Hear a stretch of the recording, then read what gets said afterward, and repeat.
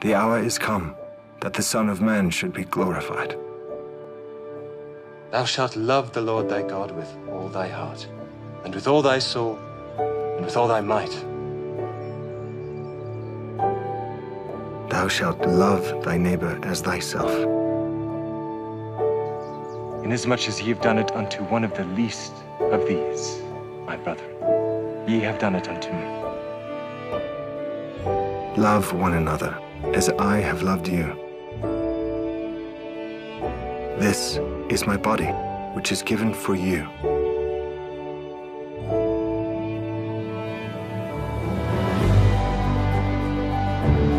Greater love hath no man than this, that a man lay down his life for his friends.